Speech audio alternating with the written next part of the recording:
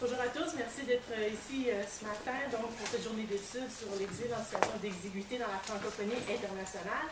Alors, en guise de mots bienvenus, alors vous m'excuserez, je vais lire un petit peu mes notes que je me suis préparées. Donc, je souhaite tout d'abord vous souhaiter la bienvenue ici au département de littérature comparée de l'Université de Montréal. Oh, le micro. Le micro, pardon, c'est le micro. Je vais m'asseoir pour être plus près. Est-ce que ça va? Bon, voilà. Alors, comme je disais, bienvenue au département de littérature comparée de l'Université de Montréal, espace d'échange et de rencontres nouvelles pour certains d'entre vous et lieu de retour aux sources pour certains. Je pense entre autres à notre collègue Daniel Cassiodorante qui a fait ici son doctorat il y a quelques années. Voilà, et qui présentera une conférence qui clôturera en fait cette journée d'études. Je tiens aussi à vous remercier d'emblée de vous être déplacés tout souvent d'Ottawa, de Québec, de Waterloo, du New Haven dans le Connecticut. Il y a quelqu'un qui arrivera un petit peu plus tard aujourd'hui pour participer à cette journée d'études, comme je disais, qui s'intitule « L'exil en situation d'exiguïté dans la francophonie internationale ». Une problématique qui me tient tout particulièrement à cœur du fait qu'elle s'inscrit dans le cadre de ma recherche postdoctorale, subventionnée par le CRSH, mais surtout que je viens ici au département avec aussi la supervision de Simon Morel ici. Voilà. Et donc, comme vous le constaterez en consultant le programme, si ce n'est déjà fait, cette journée d'études prévoit non plus 6, mais 5 communications. Nous avons reçu des ajustements hier soir assez tard. Voilà. Donc, des présentations qui seront d'une vingtaine de minutes, lesquelles seront, comme d'habitude, suivies d'une brève période de questions d'une dizaine de minutes environ. Alors, ces communications seront encadrées de 2 conférences plénières. Alors, la parole d'honneur sera d'abord donnée à M. François Paré, de l'Université de Waterloo, éminent professeur dont les ouvrages sur le rapport entre l'exiguïté et les littératures minoritaires, entre autres, ont inspiré la thématique de cette journée d'études, notamment avec la publication en 1992 des littératures de l'exiguïté. Puis, la conférence de clôture sera, comme je le disais un peu plus tôt, assurée par Daniel Cassiodorante, qui, à ma demande, met aujourd'hui de côté son chapeau de professeur, un peu, pour revêtir celui de l'écrivain œuvrant dans un contexte d'exiguïté, celui de l'Ontario français.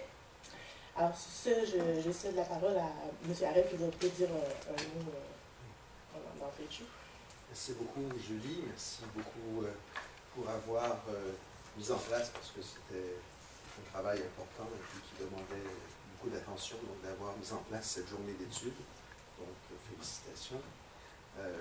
Je suis très heureux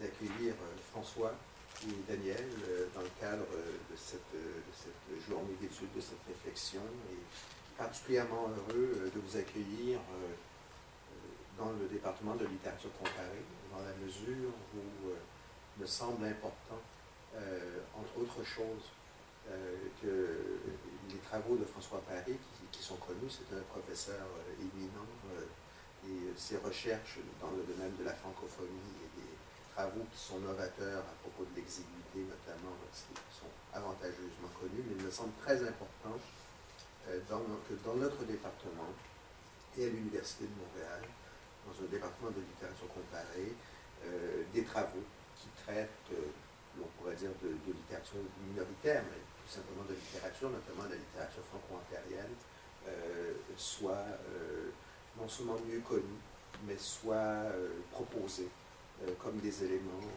de la littérature mondiale, avec la définition même de ce mondialisme que requiert l'expression des littératures minoritaires.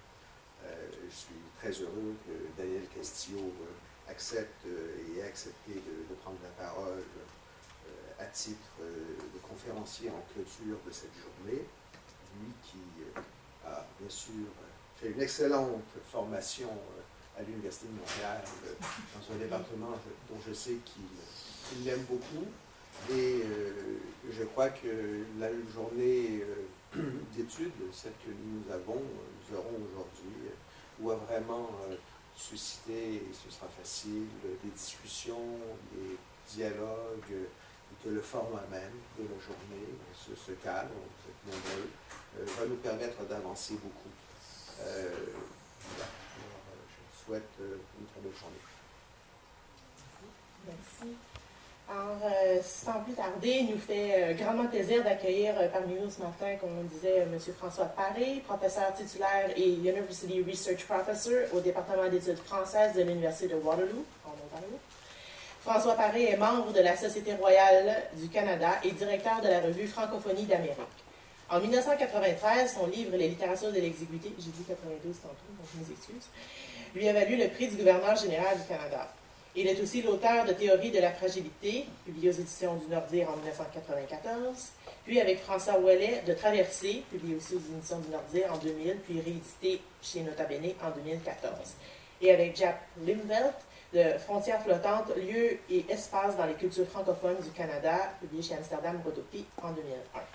Son ouvrage « La distance habitée », le Nordir 2003, lui avait eu le prix Trillium offert par le gouvernement de l'Ontario et le prix Victor Barbeau de l'Académie des lettres du Québec. Elle a aussi fait paraître Le fantasme de l'Est Canada, chez Nota Bene en 2008, et toujours avec François Ouellet, un essai sur le romancier québécois Louis Hamelin, Nota Bene 2008. De même que Diasporé, co-dirigé avec Tara Collington, sur le roman francophone contemporain, publié chez David en 2013. François Paré travaille actuellement sur 2 ouvrages, le premier sur les représentations de la langue maternelle au sein des cultures minoritaires, l'autre sur le nom propre chez un certain nombre d'écrivains de l'Amérique francophone, que j'ai d'ailleurs très hâte de lire. Il s'occupe également à faire connaître, grâce à une subvention du Conseil de recherche en sciences humaines du Canada, les premiers textes de l'Ontario français de Jean de Brébeuf à François-Xavier de Charlevoix. Alors sur ce, M. Paré, la parole est à vous. Merci